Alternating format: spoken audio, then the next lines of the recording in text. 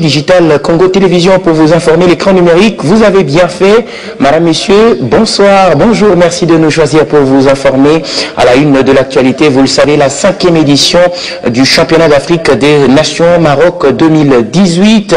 Eh bien, c'est ce vendredi 17 novembre que intervient le tirage au sort à Rabat au Maroc avec bien évidemment ce tableau que vous allez voir en ce qui concerne les quelques pots dévoilés par la Confédération africaine de football. Il y a au total 4 pots. Le premier pot est donc animé par le Maroc, pays organisateur, l'Angola, la Côte d'Ivoire, la Libye, et dans le deuxième on retrouve le Cameroun, la Guinée, le Nigeria, la Zambie. Le troisième pot est composé essentiellement du Congo-Brazza, tombeur de la République démocratique du Congo, l'Ouganda, le Rwanda, le Soudan, et dans le quatrième et dernier pot, le Burkina Faso, la Guinée équatoriale, Mauritanie ou encore la nation namibienne, qui est donc la dernière formation. Je rappelle également que le Rwanda est le tout dernier qualifié à l'issue des barrages. C'est donc les 4 pots. Le tirage au sort intervient ce vendredi dans la soirée. On y reviendra d'ailleurs avec force et détail. Je rappelle qu'il y aura au moins 4 sites à Rabat, au Maroc, pour l'organisation de cette 5e édition du championnat d'Afrique des Nations, réservée aux locaux, eh bien, à Casablanca, à Marrakech, à Tanger et à Agadir, selon les groupes répartis, le groupe A, le groupe B, le groupe C et le groupe D. Et je rappelle également que la 5e édition du championnat d'Afrique des Nations Maroc 2018 va se jouer sans son tenant du titre. Il s'agit de la République démocratique du Congo, qui est d'ailleurs double vainqueur, 2009 lors de la première édition, 2016 lors de la 4e édition qui s'est déroulée au Rwanda. Le Rwanda qui est d'ailleurs dernier qualifié à l'issue des barrages organisés par la Confédération africaine de football.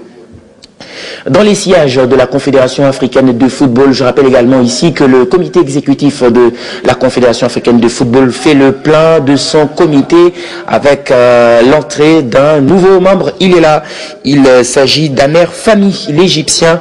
Il a donc été proposé au comité exécutif par le président de la Confédération selon les dispositions statutaires. Âgé de 34 ans, Amer Fahmy succède à Hicham El Amrani, collaborateur du président sortant Issa Hayatou. À l'issue de la session à Rabat au Maroc, l'Égyptien a travaillé à la CAF de 2007 à 2015. Il a donc son adjoint du développement et des compétitions, c'est le Ghanéen Anthony Bafoué, qui va donc l'aider à pouvoir jouer ce rôle au secrétariat général de la Confédération africaine de football.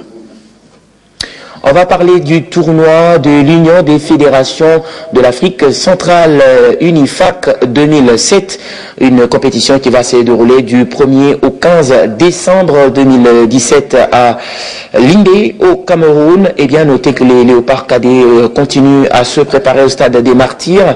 Ce vendredi matin, ils ont joué 2 matchs amicaux avec notamment la JS Matete. Ils ont battu cette formation sur le score de 2-0 avec des réalisations notamment de Magassa à la 51e et Isaac Chikuna à la 65e minute. Dans leur deuxième opposition contre Dream Team, les joueurs de Eric Chibassou se sont imposés sur le score de 2-1 avec notamment les buts de Vital Bahati à la 20e minute et Kuyangisa à la 89e minute. Dream Team a réduit le score au travers Étienne Lumolo à la 65e minute. Je rappelle que le tournoi de l'Union des fédérations de l'Afrique, des fédérations de l'Afrique centrale est prévu du 1er au 15 décembre à venir. Et justement, à cette occasion, le sélectionneur principal, Eric Chibassou, a été interrogé par notre envoyé spécial sur place au stade des Martyrs de la Pentecôte, Alain Salou, qui a donc parlé de la préparation du rassemblement et même de ce qui est prévu pour la prochaine étape pour les léopards cadets. En fait, ce qui s'est passé, c'est que la fédération a décidé de faire confiance au niveau de toutes ces équipes de jeunes pour qu'on n'ait qu'un seul discours et qu'on n'ait qu'un seul motif. Ça veut dire que maintenant, on essaie de coordonner au niveau des U17 et même des U20. Donc c'est pour ça qu'on essaie de s'occuper de ça. Comme ça, il y a une continuité au niveau des équipes nationales. Donc là, on est en train de travailler. Le ministère aussi a accepté de nous mettre les moyens pour que ces jeunes puissent participer à l'UNIFAC. c'est déjà formidable. Il ne faut pas oublier que l'année avant, nous avions eu forfait. Donc cette fois-ci, nous sommes quand même dans ce tournoi-là. On espère que ça ne va pas s'arrêter là, qu'ils vont nous permettre de faire les éliminatoires Coupe d'Afrique, Coupe du Monde. Il faut répéter que dans les jeunes, il ne faut pas dire « Ah, Tobinsa Imomba pour là qui non ». Parce que même si on fait des matchs, rappelez-vous un peu la génération qui a fait Toulon. Ils ont perdu, ils ont gagné aucun match à Toulon. Mais nous ont sorti des joueurs maintenant qui vont venir, Manzala, Tisserand, Mbemba. Tous ces gamins-là sont venus de ce tournoi-là. Donc il faut absolument qu'on puisse continuer à faire des tournois pour commencer à guérir nos joueurs. Après, le répondant, ils vont l'avoir plus là, en première équipe. Ils viennent de partout, on travaille, ils viennent un peu de partout. Il y en a qui viennent on a des joueurs quand même de Goma, du Bandundu, Congo Central, ils vont arriver. Lumbashi aussi vont arriver. Et on a les joueurs de Kinshasa. Donc on a une équipe assez hétéroclite de différents centres. On essaie un peu de toucher un peu partout, c'est la première. On essaie d'avoir des joueurs d'un peu partout. Le gars qui a marqué le premier but, c'est un joueur de Dauphin Noir. Donc c'est bien. C'est pour montrer un peu que l'équipe nationale, c'est pas que Kinshasa. Et que tout jeune joueur qui a du talent à travers le Congo, même si on n'a pas beaucoup de moyens, peut espérer un jour porter les couleurs nationales. C'est très important. Pour nous, notre but, c'est de former les joueurs. C'est vraiment d'essayer de créer le meilleur qu'on peut créer, de tirer d'eux, pour qu'ils puissent nous aider dans l'équipe A. La finalité, c'est l'équipe A. Ça va, donc on peut être champion du monde en moins de 20, moins de 17, ça n'apporte rien.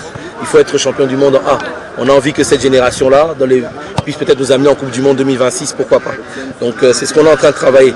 Il faut accepter d'abord que ces jeunes-là passent par ces étapes-là pour les aguerrir et pour plus tard que nous ayons une meilleure équipe. Au pays et même sur le continent, l'actualité reste dominée par la finale allée de la Coupe de la Confédération, 14e numéro, ce dimanche 19 novembre à Lubumbashi au stade TP. Son adversaire sud-africain de SuperSport United, le coup d'envoi est prévu pour le dimanche 19 novembre à 14h30 heure de Kinshasa et il sera 15h30 à Lubumbashi. Vous le voyez sur cette image. Ce vendredi matin, les Corbeaux ont accouru au stade TP Mazembe à la billetterie pour avoir finalement leur billet afin de ne rien rater des 90 minutes de cette finale allée entre le tout-puissant Mazembe et le SuperSport United. Et à cet effet, la Confédération africaine du football a dévoilé le trio arbitral et donc c'est l'Algérien Mehdi Abid Sharef qui est donc l'arbitre central. Il sera accompagné de l'autre Algérien Abdelak Echali comme premier assistant et le deuxième assistant c'est le Guinéen Aboubakar Doumbouya. Moscou poussif en ce début de championnat, tandis que côté Athletic Club d'Ibumba, ça sent du neuf avec un double nul contre Sa Majesté Sangabalede, Cercle Sportif de Moscou. C'est donc des éléments de taille et ça prouve que l'équipe de la CD Ibumba est en train de préparer les playoffs. À suivre déjà à partir de ce 18 novembre à Mbujimayi, Océan Pacifique reçoit la jeunesse sportive groupe Bazano, pendant que le 20 novembre, on va jouer entre Saint-Éloi Popo et la CD Ibumba, un autre gros match pour la formation de Chikapa qui enchaîne quand même d'assez bons résultats contre des formations aussi importantes. L'US Chinkonko affrontera les cercles sportifs de Moscou à Mbujimayi, peut-être pour relancer son championnat. Et le 24 novembre, la JS Bazano va attendre la formation d'EcoFoot pour pouvoir également décoller, puisque la formation de la JS Bazano a enregistré un nul contre le cercle sportif de Moscou lors de la première journée. On jouera également à l'Est pour le compte de la phase classique entre le C Mungano et le C Bukavu Dawa le samedi 18 novembre. Entre les deux Olympiens, et bien le derby également du côté de l'Est au stade de la Concorde de Katutu à Bukavu. Les deux formations devront également jouer pour le compte de la troisième journée de la phase classique. On va également jouer à Kinshasa, dans la zone ouest, avec un derby de la capitale, un derby fou. Le 20 novembre, ça sera un lundi. Daring Club Motema Pembe, AS Vita Club, match d'ailleurs reporté puisque cette affiche était prévue le 19 novembre. Les deux formations s'affrontent donc ce lundi, après justement la finale allée de la Coupe de la Confédération entre le tout-puissant Mazembe, Angleterre de Lubumbashi et la formation de SuperSport United. C'est donc un week-end à couper le souffle après le tout-puissant Mazembe. Viendra finalement le tour au Daring Club Motema Pembe de recevoir la formation de l'AS Vita Club au stade des Martyrs de la Pentecôte, match prévu sous le coup de 15h30. Et bien sûr, cette affiche, il y a encore des choses à dire. Eh bien, c'est le décor qui est en train d'être planté petit à petit, notamment avec cette première lecture des fervents supporters des deux côtés. Eh bien, le Daring Club Motema Pembe, amené d'ailleurs par Albert Botumbu et Mike du côté de l'AS Vita Club, qui font déjà la première lecture de cette première journée dans la zone ouest, avec notamment les 2 victoires du côté d'un club Motema Pembe et même du côté de l'AS Vita Club. Je propose de les écouter, ils sont au micro d'Alain Salou. Parce que nous avons vu qu'on a certainement gagné à 3-0, mais c'est vrai que nous avons besoin que les choses se fixent encore, parce qu'on a senti encore, il manque encore 2-3 choses par rapport au niveau des jeux. Donc nous pensons qu'il faudra qu'on travaille sur le jeu et ça nous permettra au fur et à mesure, et l'équipe va prendre forme et puis on aura une équipe qui sera forte pour entamer toutes les compétitions. Et la deuxième sortie, c'est contre les Daring Club Motema Pembe. Si bien, on est, ça c'est comme on dit, c'est la messe, c'est tout le monde qui va festoyer, que ce soit pour Daring, que ce soit pour nous. Donc c'est la sortie, ce sera une sortie aussi pour Motema Pembe. Ce sera un challenge pour Motema Pembe, un challenge également pour nous aussi. Mais nous restons positifs. On va jouer. Le jeu est là. C'est tout le monde qui est à la même situation. Les équipes viennent d'être réformées. Donc on va jouer. Merci beaucoup. Ça a payé, ça ne pouvait que payer. Et parce que les Daring a un bon effectif cette année-ci. Mais je crois que nous allons continuer dans la même lancée. Mais depuis d'abord, nous allons dire que nous ne voulons pas connaître les problèmes que nous avons connus l'année passée. On avait un très bon effectif, mais le problème est venu de ce que les coachs, la direction technique n'a pas su utiliser tous les joueurs. Ils n'ont pas donné du temps de jeu aux joueurs, de sorte que à la fin du championnat, lorsque nous avons eu des problèmes notamment avec Eric et Kazadi, l'équipe ne pouvait plus donner le meilleur de lui-même.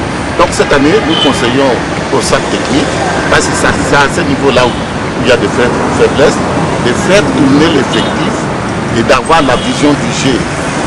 Donc la victoire vient aussi de la tactique. Donc si vous avez bien disposé les joueurs et vous avez une très bonne tactique, l'équipe peut aller de victoire en victoire. Oui, c'est un début choc, mais DSMP a tous les atouts pour faire face avec l'air, et je crois même que la victoire sera de notre côté. Nous avons des bons joueurs, s'ils sont bien disposés, s'ils sont motivés, même si présentement l'équipe acquise des faiblesses sur le plan physique, ça il faut le dire, depuis que tout le monde est parti, pour des raisons que je ne peux pas étaler ici, l'équipe a acquise des faiblesses du point de vue physique, mais je crois que nous avons les atouts pour faire face avec eux. Et du côté Immaculé, on prépare cette affiche avec notamment une réorganisation dans la partie technique. C'est dans la catégorie des équipes d'âge. Début de la préparation des DSMP juniors à Kinshasa au stade au stade des Martyrs. J'y arrive. Eh bien, tel est l'objectif. Il faudra former une pépinière pour aider au Daring Club Motema Pembe de ne pas avoir des soucis à l'avenir. C'est donc l'objectif des dirigeants de la grande famille du Daring Club Motema Pembe. Tout a été lancé le jeudi dernier au stade des Martyrs autour du staff technique amené par Didier Chipanga. Un reportage d'Hubert Chipukana et Guy Xelando. Prêt pour le travail, les Daring Club Motema Pembe Junior dans les bains de la préparation. Retrouvailles stratégiques avant les choses sérieuses et le travail lancé sous la coordination du vice-président Chicho Idambito. Sur terrain, les staffs techniques assurent les choses. Didier Chimpanga, les coachs titulaires et ses collaborateurs autour de Poulain pour le début d'une longue période de préparation locale. Je vais maîtriser ma fondament. D'abord, ça c'est ça. Le terrain est en ligne. Mettre en application les corrections. Il y a un ça qui joue à performer. Le Lozarabi sur la junior, demain tu vas monter à senior. C'est la performance c'est où tu as appris. La routine d'application, la correction, tu peux ça. Il y a un permis de coller ça. Bâtir une pépinière pour les Daring Club Motema Pembe. But visé ici autour de la préparation. Former un bon noyau permettant au Daring Club Motema Pembe senior de puiser demain dans sa réserve. Mission assignée au staff dirigé par Didier Chimpanga.